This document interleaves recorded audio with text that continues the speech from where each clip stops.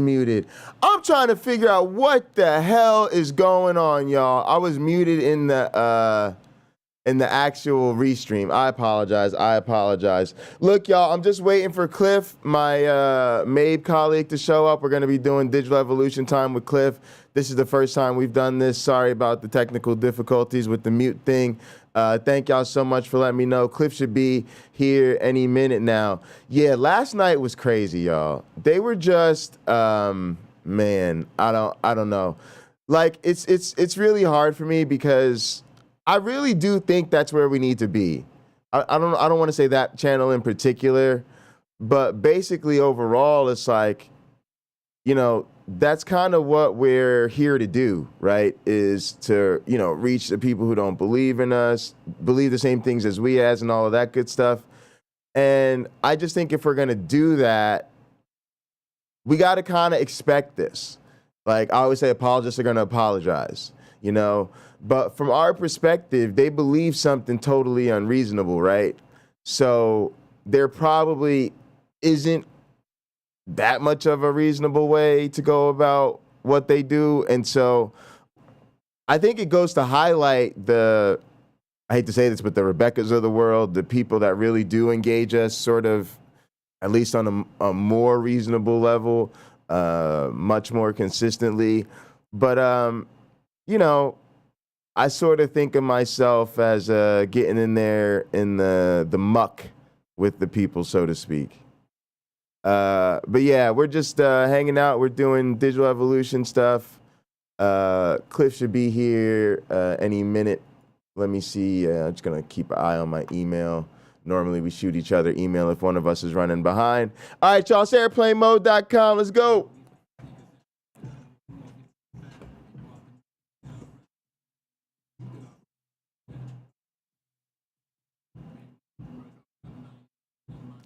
Let's go. Said I'm gone. Said I'm gone. Gone.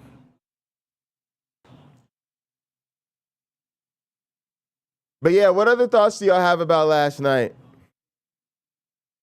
How many of y'all kept watching after I got off? Like, No Name, they were really going at No Name for a while. Yeah, that's what I figured. I figured you guys might be interested in this digital evolution stuff. Cliff and I meet every Monday and Wednesday at 1 p.m. Eastern. And so, you know, he gave me the go-ahead to go ahead and stream our meetings. So that's what I'm doing now. To be honest, our meetings rarely start right at 1. Usually one of us is running behind or something. Let me shoot him a quick reminder. Let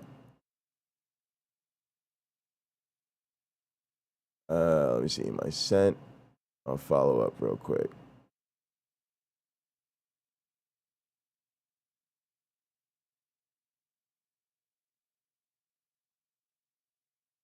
All right. I'm gonna give Cliff a few more minutes to get in here, and you know, if he's running behind or, you know, overslept or forgot our meeting or something, I'll start talking to you guys about my research a little bit. I'll jump into maybe some of my dissertation research and talk about digital organisms from that perspective, or I'll pull up Avita Ed and show you guys the educational software that I'm working on. Because actually this week I need to be working on some videos for Avita Ed. Avita just means life, and Avita Ed is an educational digital evolution software. Let me go ahead actually and share my screen. That'll be kind of a good way to go. Let's get my screen on there. Nice. And then I can go full screen. All right, let's pull up Avita Ed.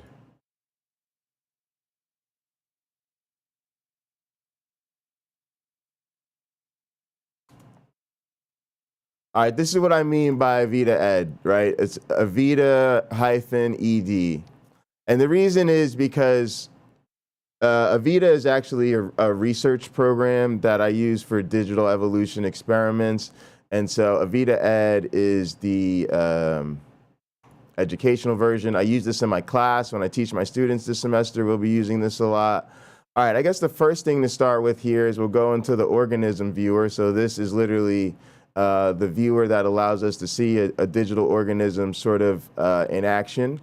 And we'll start with this default ancestor here.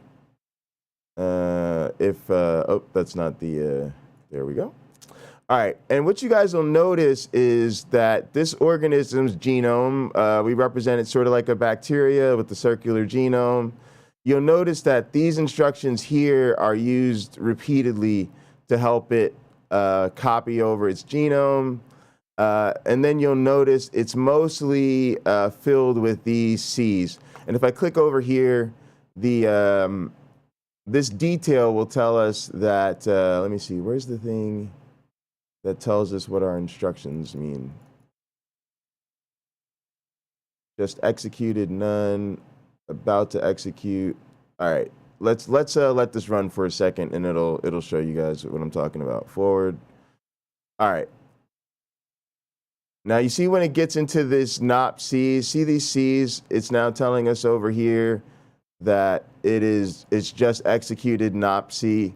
This is no operation. So what I'm showing you guys is that these default digital organisms, they start off with really nothing in their genome. They just have this copy loop that allows them to copy themselves, and then otherwise, you know, they're just filled with what I call blank tape, literally no operation instructions. There is a mutation rate. In this case, the mutation rate is 2%. And so with there being 50 instructions, I can't do math. We'd expect there to be about 1 mutation per replication. And so if I just let this run, you'll see it execute all those not Cs. It's not doing anything, not doing anything. All right, now it's in the copy loop, and it's making an offspring. It's making an offspring. And you can see the offspring has a mutation, that T. It'll highlight any other mutations that it has. Boom. All right. And so now this offspring, right, just like you'd expect in evolution, asexual reproduction, it's a perfect copy of its parent, except that it has this T here, which I don't know why this thing won't show me what the actual instructions are. I'm used to the previous version that tells me that a little bit better. All right, but anyway, that's what a digital organism basically is doing under the hood. If I go over here to our population viewer, yeah, it's basically a self-replicating computer program. That's exactly correct, Lena. They are computer programs that reproduce, compete for limited resources, mutate, right? And so what you have is natural selection in an artificial environment.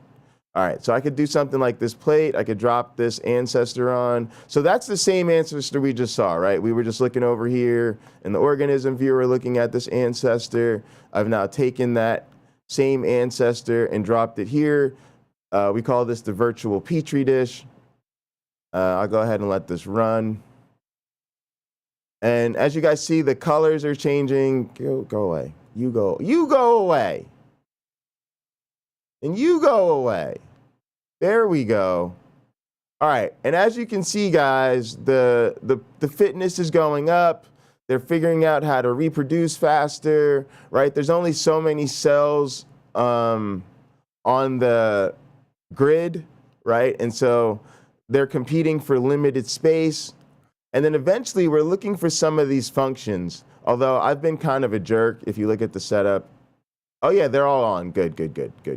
All right, so let's see. Oops, somebody started doing a function. I could tell because of the color change. All right, so let's go to not. Let's pause it real quick, right? Oops, somebody can do or not, right? So what happened is over here in the setup, there are these, and again, this is an educational version, so things are kept pretty simple. But there are these tasks they can be rewarded for. There are some easy ones, notos and nanos, some moderate ones, andos and ornos, some hard ones, ornos and antos, some very hard ones, Noros and Exaros, and this brutal one, Equos. And basically, the harder the function, the more of a boost the organism gets for evolving the ability to perform it. That'll allow it to outcompete the other organisms in the dish. And so if I click on this, I can see this organism performs not, right? It was really interesting because at one point there was 3 organisms in the population that performed not, now there's only 1. All right, so it mutated, it went away. Here's one that performs or not. And as you can see, the one that performs or not, which is here, Ornos, a moderate function, has higher fitness than the one that performs not, because not is an easy function. So the one that performs not has a fitness of, this is 351 milli, or basically 351 thousandths. It's kind of a low fitness. And then this guy, you know, his fitness is 1.04. You know, he's got a lot greater fitness, all right? So we could just keep this running. All right. So for all you evolution deniers out there, I know this isn't going to convince you, but there you see it. Evolution in front of your face in a petri dish, because that's why they pay me the big bucks, folks. That's why they pay me the big bucks. All right, I don't know what happened to Cliff, but no worries. Cliff, this happens. You know, me and Cliff have been getting down like this for a long time. So yeah, I'll just keep showing you guys Avita Ed stuff and talking a little bit about last night's stream. Oh, Cliff says he's in here. Oh, my bad, Cliff. I'm sorry, my dudes. Let me stop talking about Avita Ed then. Guys, let's get into some real research from some real scientists. All right, no more of this educational software nonsense. Cliff, what's up, man? How you doing? Are you going to bombard me with some of your evolution? I can't hear you. Probably not your fault. It's probably my fault. Let me see. Yep. Hang on a sec. I got music playing. Hang on. All right, there we go. Check. Yeah, I can hear you. All right, good shit, Cliff. Great. Your camera looks all wonky. You see that? It just looks like low res or something. Check your video settings. Sometimes it has it set to like. I got a pretty bad connection on my side. Okay. It might also have check your video. It might have your camera set to like 20p resolution. Where is that? Settings, video, and then video resolution. Video, standard depth. Is that better? No, it's 720. If it can keep up. Yeah, it should be better. Yeah. All right, I can go. Yeah, go 1080. That's what I do. Go 1080, man. I pay the big bucks for that 1080. You do. I don't pay for my internet so much, so it's. So folks, Cliff is coming to us live from the Cliff Cave, which is actually a spectacularly beautiful house with the blacksmithing workshop. Your Evo. Say that again. You're gonna tell me that the word of evolution is real something. What is this? What's going on here? Oh no, we're having digital evolution time with Cliff. All right, so before we start that though, Cliff, I did a show last night. I was doing a commentary on Christopher Hitchens' God Is Not Great book, right? Chapter 9 is the Quran is stolen from Jewish and Hebrew myths, right? So we did that, and then afterwards we started doing some call-in shows. So we called into like a Young Earth Creationist show, and then our friend Danny was like, "Oh, there are these wacko Christians that are having a abortion open mic, so you guys should head over there." And it just turned into a straight dumpster fire. And so that's some of what the community is reeling from. Is some of the discussion has been talking about, Lena was there last night and a bunch of our guys. And so maybe I'll show you a little bit of that later. But it just, you know how it gets when you're trying to debate these things with the apologists. Apologists are going to apologize, man. But they were trying to like gaslight people and telling us we never shut up and calling us names, typical Jesus, typical love of Jesus stuff, right? Which you'd expect from Christians. But Cliff, tell us about your, first off, tell the people who you are, what you do, why you're the best at what you do, and then tell them a little bit about MABE. Okay, so I'm an ex computer animation guy. Big time important information to include. Wait, Well, Cliff, drop some names on them. Give them some movie titles that you've worked on. I worked on some of the Ice Age. I worked on the first Ice Age and the third and the fourth. I worked on one of the Shreks. I won't say which one, but it was the worst. Okay. I did more television commercials than I can throw a stick at, and then I had enough of that. So then I did other stuff, including learning how to blacksmith, and then I'm on my third life now, which is I'm getting a PhD in integrative biology, studying evolution. And some of your second life stuff was like starting a game company. You got to remember, you're around nerds. You got to nerd out. You got to give them all your. Yeah.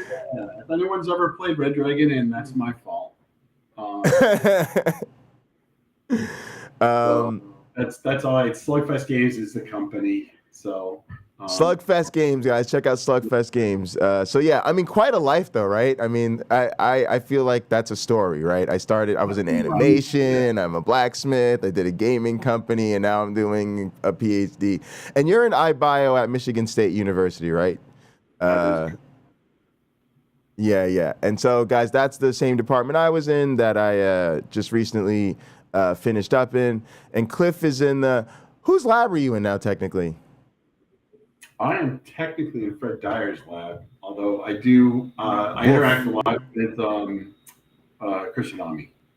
All right, great. And then you were in Aaron Hintz's group, and he was on my committee, and you also are good friends. How long have you known Charles Afria? Charles Afria, guys, the Avita Ed software I just showed you is the educational version of Avita, which is the software I used for my dissertation, and it is run by our good friend Charles, who's the director of the Beacon Center for the Study of Evolution and Action, where both of us were and are grad students. Go ahead.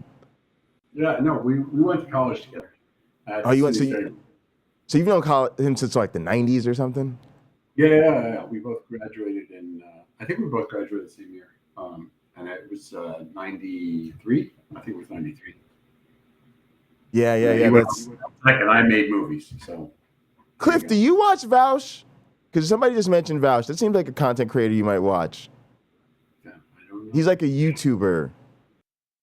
Look it up real quick. VAUSH. You might like him. No, I don't know him off the top of my head. Because Cliff himself, he watches. Oh wait, guys, I'm gonna put Cliff's business out there in the streets. Cliff is a Darth Dawkins hate watcher. Cliff, you're surrounded by Darth Dawkins hate watchers. No, I am fascinated by his rhetoric. It's amazing. I've actually been able to use his rhetoric on other atheists and gotten them to try to defend a hard atheism position when they are not hard atheists. And like I literally got somebody to like defend the hard atheist position, and they was like, holy shit, what am I saying? Like, what did I just say? And I was like, I don't know, man. That's what he does. Like that. I just applied that method. And the thing is, now I understand it. It's kind of boring because I know what he's doing. But it took me a long time to figure out what his trick was. Yeah, well, Cliff, we got to get you in the Cult to Fly, man, because I'd love to see you interacting with some of these other apologists. All right, so tell us about MABE. How did MABE start? What was the vision? And just how do you explain it to people who are not professional scientists? Let's go that way. Yeah. Okay. So there's a thing called Avita. You guys just saw Avita. Avita is it's a type of evolving software, and so you can use it to study evolution. Basically, it's a list of instructions, and it's a very specific language such that if you randomize it, it still will do something. And that means it's amenable to evolution. There's another way to build a digital brain, and they're called Markov brains. And they're more like think of a logic circuit with a bunch of little logic operators, ands and or and not, on a circuit board. And we can evolve the position of these logic gates and how they interface with the inputs to the chip and the outputs. But it's a similar idea. And so evolution may move the position, it may change the wiring, it may change the operator. And Arne Hintze worked predominantly with those. And when he started his lab at MSU, he wanted a piece of software like Avita for Markov brains.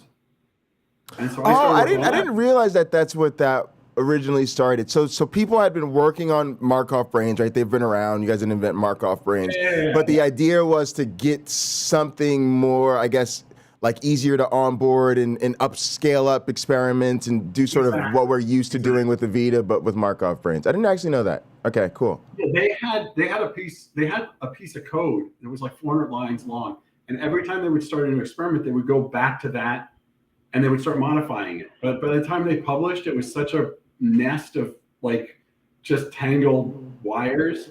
Because it was like a one-off deal. Like every time you did an experiment, you just built the system from scratch. Yeah, and Orange just said, "Can we do better?" And I was like, "Yeah, we can do better." So he hired me to do that. This is before I started the degree. So I started. This is when you were brought on as just like what was your title then? I was a systems analyst was the technical title, but they let me pick my own title. So I was as far as I know, the only evolving systems technologist. Oh, right, yeah. Hey man, if they let you do that, go for it, right? When I found out that technologist was a technical term that you could have as like a title, I was like, that I want to be. Cliff, do you have a different YouTube screen name? The chat asked. I go by Art and Science. Oh no. On YouTube. Wait, what do I go by on YouTube? Do you want to drop me a link and I'll we'll get it to the people? Yeah. Sure. Yeah, guys, just again, thank you guys so much for checking this out. It's the first time we've done this. I want to expose people more to my work and what digital evolutionary biologists actually do, because we do have a weird and interesting job. And so good to see you guys. Definitely just picking up on some of the commentary from last night while Cliff does this. Yeah, that LPP guy or whatever his name is, logically plausible, probable, has a really interesting channel, but he's definitely a control freak. No Name was talking about that as well. He was putting people in timeout and booting people, and then he gave his whole, I need to make my point, and if anybody interrupts me, I am booting. You know, like it was like a temper tantrum. But yeah, I mean, look, some of that I think is actually more effective than we acknowledge. It's like, let them act like children on the internet. That's the point. You know, they're digging their own grave. You know, if they, you know, get a little bit antsy and the shovel breaks, hand them a new shovel and let them keep digging, right? And yeah, they dodged and tap danced and did the Fred Astaire, you know. Of course. I just want to add too a little bit about sort of the issues that come up with digital evolution. It's sort of the best and worst thing ever. It's the best thing ever because nobody can touch us in terms of the speed at which we can evolve populations. And furthermore, because our systems are digital, we're able to sort of code the cognitive processes or the environment, and so we can answer questions that, you know, are almost impossible to answer with biological systems, right? And so it allows us to do what I said, natural selection in an artificial environment. Now, I personally think it's amazing. And like I said, when I teach Avita Ed to my students, they do really come in not really sure sometimes about where they're at on evolution, and they leave the course rock solid. But I'm a little bit having to be humbled over the years and admit that it's not maybe the counter-apologetics tool that I thought it would be when I first found it. Number one, because like I say, evolution is atheistic as plumbing. And number two, because our organisms don't have cells. And so people who tend to not want to accept evolutionary evidence in the first place find it extra easy to dismiss your evolutionary system if it doesn't even have cells and actual DNA. Is that fairly reasonable, Cliff, you'd say? I mean, it depends who you talk to.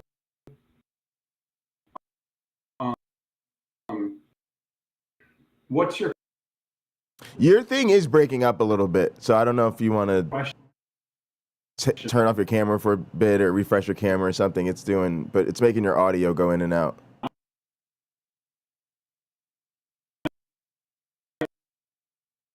Randy, I'll get you set up so you can post links in a minute after this. Hang on,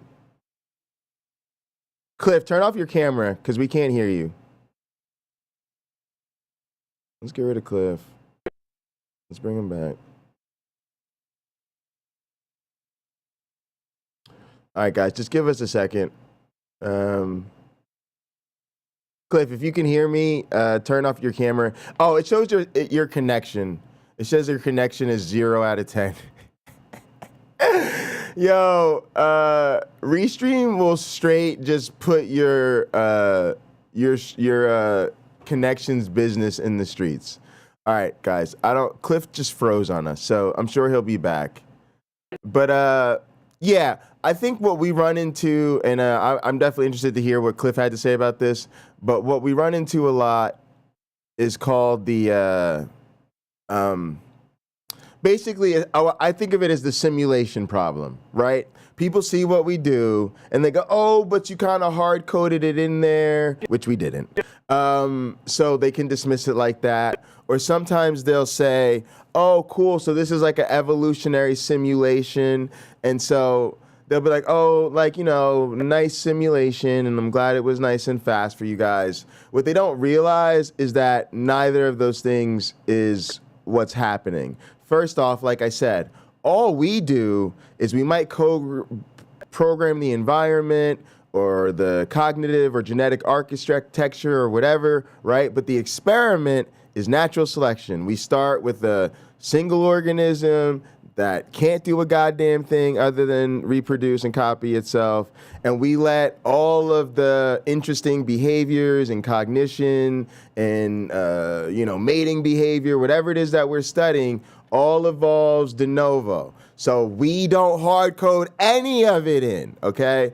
The other thing is it's not a simulation, right? What's the difference between a simulation and an instance of something? Right? The simulation of a frog and an actual frog. The difference here is we're not simulating evolution. Yes, some things may be simulated. Metabolism may be a simulation. Certain aspects of the environment may be simulated. But the populations, they are real organisms that can reproduce. They are in real populations competing for limited resource. And most importantly, the variation, inheritance, and selection is all real. And so it is actually evolution happening in a computer, not a simulation. But Cliff, you were talking about your thoughts, and we just couldn't hear you because of the signal thing. Go ahead. Yeah, I don't know what was going on, but no worries. In a nutshell, I just this morning had somebody post like on a YouTube comment. They were like, well, unless you can prove that natural processes can result in molecular machines or whatever specific claim they specific thing, sure, evolution's not true. And it's like, here's the problem. No matter how much we learn, there's always going to be stuff we don't know. Right. And so the best we can do is we can try to figure out a question that we can ask. And if that question comes out with an answer of like, yes, we learned something. And if it comes out with an answer of no, we learned something. Right. But if you just want to assume, so like one problem is if you just want to assume something, then and then there's no way to test it, well, it's completely worthless. It's like, so what? So that's a great hypothesis. Throw it on the hypothesis pile with all the other hypotheses. And when we figure out how to test it, we'll test it. But until then, it's worthless to me. So that's one thing. The other thing is, I think that a lot of people, they get bogged down in looking at real, like saying this concept you have has to associate to real things. So a lot of my work, I say, look, if you create a situation and it has these properties, then it will behave in this way, or it'll behave in this other way. And we're really curious, like, how will it behave? And someone says, well, how do you know that that relates to an existing natural system? And my answer is, I don't. And moreover, I kind of don't care. That's not my point. If I can show you a phenomena that, and then it does relate to a natural phenomena, great. Cool. If it doesn't, it's really cool though, because you can say, well, why doesn't it? Right? If we saw an effect in a Vita, and then we don't see that in natural evolving systems, we say, well, a Vita is an evolving system. Why does a Vita have a different property than a naturally evolving? What is it about biology or chemistry or physics that disallows that phenomena? That would tell us something about evolution in nature. Right. Also, quickly, guys, what we're telling you is, number one, we are trying to study evolutionary theory. And so biology to us is limiting. One, it takes forever. Two, it's too slow. And it's all one interconnected system. So we feel like there's a fundamental benefit to trying out evolutionary theories in another system, so we can actually understand what evolution is in and of itself, independent of the constraints of the biological system in which we found it, right? Also, evolution is now being used to solve problems, engineering problems, you know, on and on and on, social problems, right? And in all of those things, a lot of those problems will be represented in digital space. So how evolution happens in a computer is incredibly relevant, but those systems don't have cells either. And so they're very unlikely to find the same solutions as frogs. So this is just some of the shorthand we use to communicate the value of our research. Also, YouTube Punk, I appreciate your comment. I hear you, Jay, but they'll never believe you. All computer software is programmed. And I think you're 100% right. That's kind of just what we were getting at. But I want you guys to understand, right? If the better our community understands and the number of people that do get it grows, the better for all of us. But Cliff, we've got about 30 minutes left. Can you just tell us a little bit more about MABE, and then we'll hop into the results you wanted to show us today? I think it'll be perfect, right? Because we'll do the basics of MABE and then jump into sort of the sex versus asex and what you're seeing. Yeah, the results stuff, that's just some Python. That's some very simple stuff. But okay, sure. Yeah, I mean, just continuing with MABE, when I started working on it, I had a vision that we could make it more general. And that got me really interested in this idea of being able to compare substrates and whether those are digitally evolved architectures or they're biological. The idea of being able to construct these evolvable cognitive architectures in a way that you can make hybrids. So you can start to try to get to what are the individual components.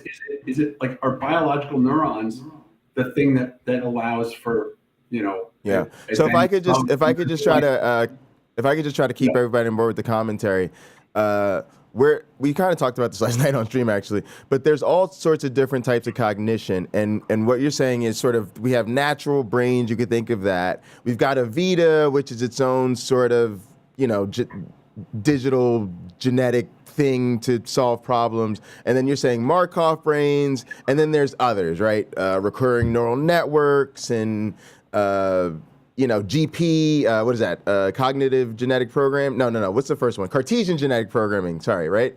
And GP is just genetic, Cartesian genetic programming. Right. So just folks, these are all different types of brains. All right, and now continue. So we're interested in types of brains, and go ahead. I just didn't want people to lose the plot. Sometimes these different types of brains will perform well on certain tasks, and other brains will perform well on other tasks. And there's been a lot of people just going, oh, well, I made a new kind of brain, and it performs really well on some task. And I'm kind of like, well, that's nice, but what I want to know is kind of why. And so by being able to make hybrids, we can take them apart and say, well, what are the specific elements of a particular brain? So you can think of like in a human brain, there's a whole bunch of stuff going on there. There's neurons, but there are different kinds of neurons, and there's the ways that the neurons are connected, and there is the developmental process, and there's the ways that they connect to the sensors. And you could say, is it the neurons themselves that are important, or is it how they're connected together? Is there some element that we could remove and we'd still get equal behavior? And then we could say that element's not important, right? That's just like an evolutionary side effect. Right. Lena said, I showed my creationist sister Conway's Game of Life, and it went in one ear and out the other. It's really funny because, Cliff, what was the first thing you had me do to help learn C++? You do Conway's Game of Life, of course, because it's interesting. Yeah, so he made me do Conway's Game of Life, and in turn, now I have 2 students that I'm teaching Python this semester, and one's one of my seniors, rising seniors where I teach, and the other is actually rising freshman in the other university where I'm doing my research, and I had them do the same thing. Your first task is Conway's Game of Life. All right, go ahead, Cliff. Tell us about MABE, Modular Agent-Based Evolver. Yeah, so the idea is you want to be able to rapidly construct experiments. It could take a long time to write this code, but a lot of times you're doing the same thing. You need a selection scheme so you can select parents and produce offspring. You need a way to evaluate the parents. You need to record your data. You need to be able to set parameters.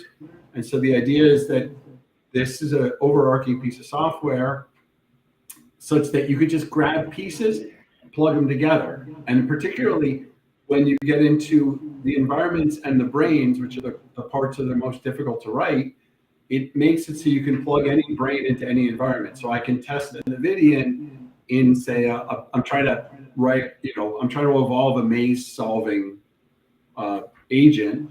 I can plug an NVIDIA into it, then I can take the same world and I can plug a Markov brain into it. I can take the same world, plug a GPU. Right. So if we circle back to where we started, the issue with the Vita is there's sort of one type of architecture. It was great because you could do these experiments, but if you wanted to do, say, a different type of architecture or a totally different type of environment or all of these different things that we want to do as evolutionary biologists, it's almost like you got to start all over again because it just wasn't built out of the box to have that type of plug and play modularity, right? Which is where your sort of modular framework comes in, right?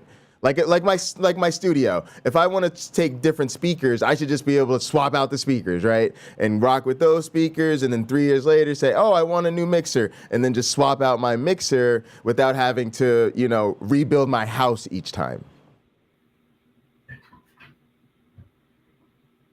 Yeah? Did I get that?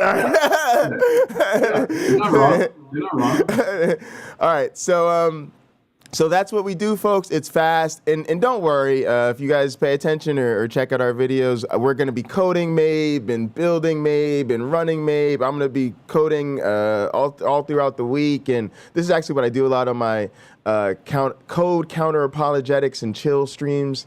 So we'll get into the details and the nitty-gritty, and like I said, Cliff and I meet at 1 p.m. Eastern every Monday and Wednesday. So I just wanted to get a high-level view of who Cliff is and what we work with. And I want to spend a little bit of time talking about his results. And then we'll pick this up.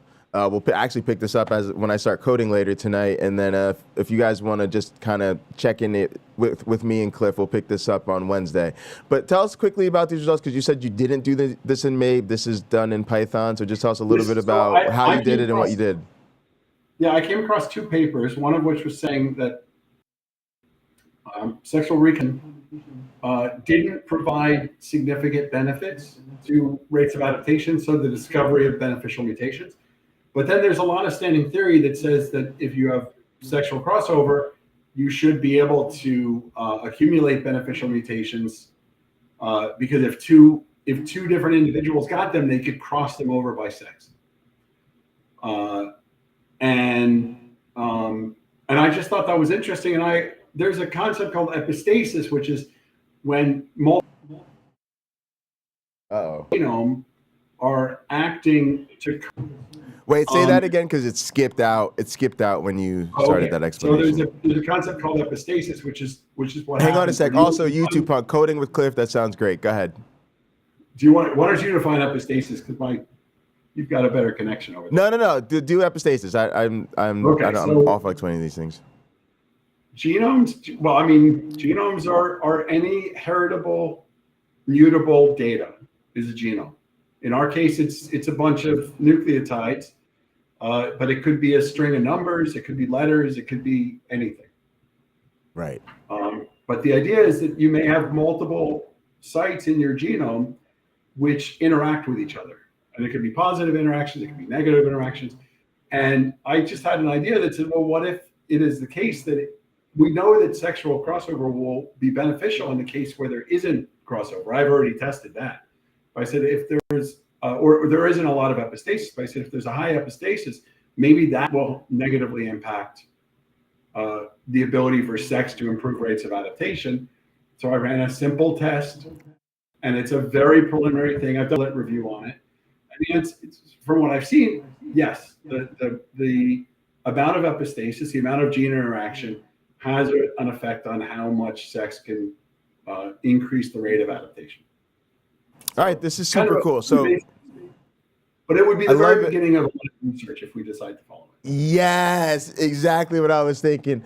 And for those of you who don't know, I literally started out as a biological anthropologist. I wanted to be a dating coach. I went to Penn State on a full academic scholarship and decided, hey, I should take that and try to pick up chicks because 18-year-olds make great life choices. But anyway, that's how I got into evolution, how I got into sexual selection. And so this is super exciting for me because we're literally back to the fundamental question. Why did sex evolve? Why is it here? What are the benefits of this? And so, guys, in evolutionary biology, we still disagree about everything. We're still testing everything. And what we love about our system is that we can attack it from different ways. Go ahead, show us what you got, and talk to us about it a little bit. I think this is great, and I just totally agree with you, man. This is the start of a ton of research, and I'm stoked about it. And you said you wrote this in Python? Yeah, this was just a Python relation. That just seems weird to me because I look at you as like a C++ guy who, is so capable of doing your thing there. Why do you use Python for this, something like this? Oh, it's just the development cycle is faster. I could just get from concept to running really fast. And also, the other nice thing is C++ isn't so great for doing visualizations. If I just want to make a graph. Okay. So you don't want to mess around with header files and coordinating everything. You're just like, hey, I'm going to write up a few lines of Python and a couple of graphics and get going from there. Yeah, it'll run faster, and for one thing, it'll run faster if I move it to C++. Also, if I want to, we have a high performance compute center, and I've got a lot of infrastructure. If I put it into the MABE formatting, which would be C++, I have a lot of infrastructure to support running experiments. So, that's something that I would take into consideration. But for this, because I'm not really, there's no brains in this, right? I'm just analyzing genomes. Sure, yeah. There's really no need to have all that infrastructure. So right, because it's not going to be as much of a speed up because you don't have all that complexity anyway. Right. And it's not like I'm writing a new genome. Well, I wrote a new genome model, but it's trivial. But it's not like I'm writing a new brain model or something. I hope what I'm about to say makes sense to you, but it's super interesting to me because I'm still learning a lot of development from you, right? And it's just interesting to hear that even as a very capable C++ programmer or whatever, like Python still fits into, because I knew it did for the visualization stuff, but it's cool to hear that it does too, because that makes me feel more encouraged about the time I spend with Python, right? You're not suggesting, hey, Jay, you're going to leave that Python alone. You're actually, no, you're going to keep using Python, right? And also it reminds me of how even though I use like a digital audio workstation or like Final Cut or DaVinci Resolve for like post-production with videos, right?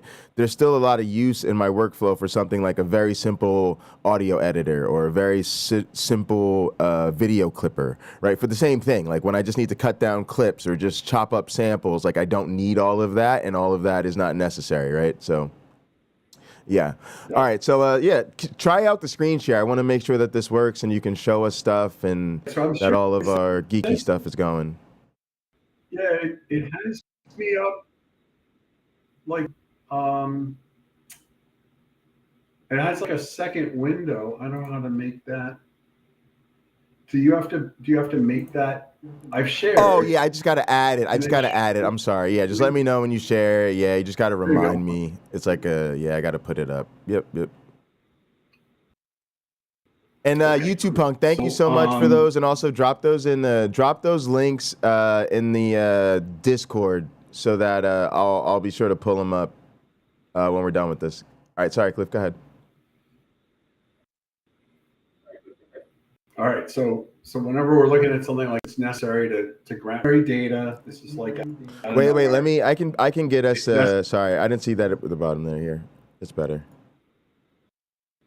Oh, okay.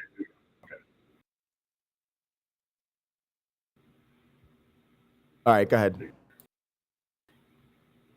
Okay, so what's going on here is yeah, you can make that full screen. Two fitness functions. Okay.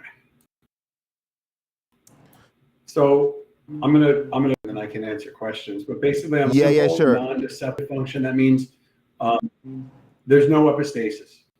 If there's an improvement on a gene, that improvement is just an improvement anyway. The function on the right has an interaction where basically what happens is when there's an improvement in a gene, that improvement cannot be observed until all of the genes improve. And what we see is in each, I have these white and gray shaded areas. Oh, right, because you're looking at sweeps. Yeah, I mean, I'm looking at sweeps across 5 replicates, so it's not, a big deal. But yeah, so going across the bottom, genome size 1 up to genome size 13. Okay. In both cases, and each case of genome sexual and the asexual. So it's going to be sex, asex, sex, asex, for the different genome sizes. And on the simple function, we see that the sexual outcompetes the asexual in every case, except when the genome size is 1. But of course, at genome size 1, that's just a control, right? Then it doesn't matter if you're sexual or asexual because there's no crossover. And is it just literally one instruction? It's not. It's an integer. It's just a number. The function. Oh, sorry. But that's what I mean. Is that the number of? And that's the actual size, though. Like it's 1 isn't short for something. It's literally one. Yeah, that's a single. That literally says there's one number and one parent's going to contribute it. Your score is whatever that number is. Okay, and then the other one is there's 13 numbers. So these are super tiny genomes. But this one, basically, in order to improve the score, they have to raise all of the values in their genome. And they kind of have to raise them at the same time. Oh, so, and what's the first one? What's the first one? They just get a max. Yeah, compare the scores again. So I take all the numbers. Okay. The values in their genome. And the second one, this whole complicated thing.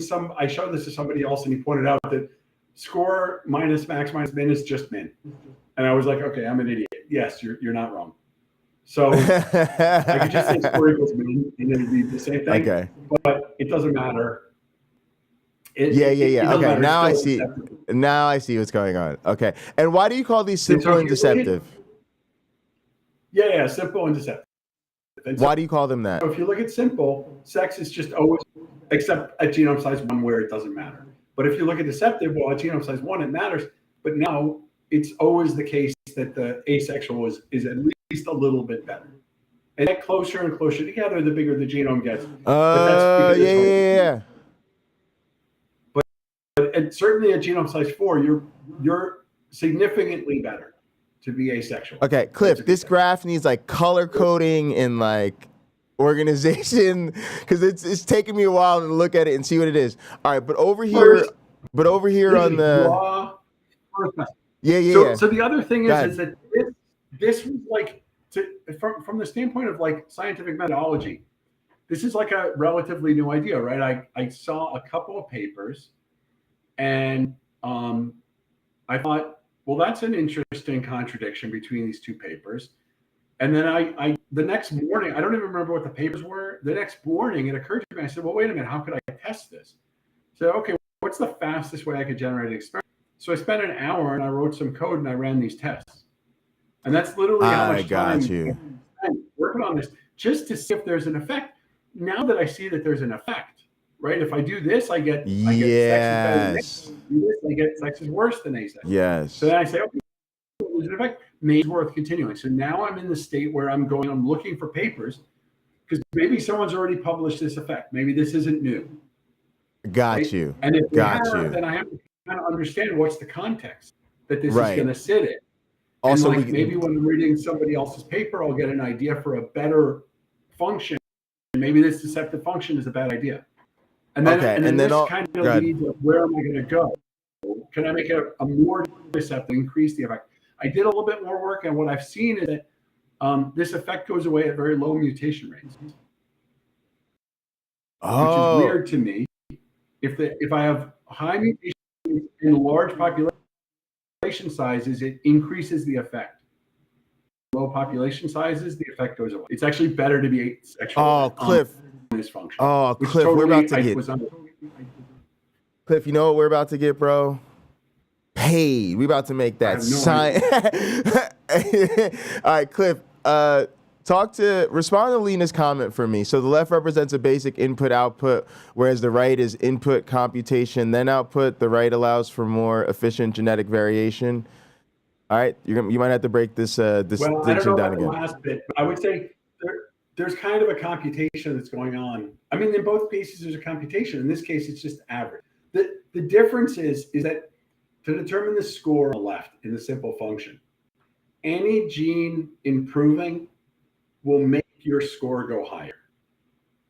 So you can improve the first gene, you can improve the seventh gene, it doesn't matter. Any improvement will make your score go higher. In this one, you have to improve everything because it's only the lowest one.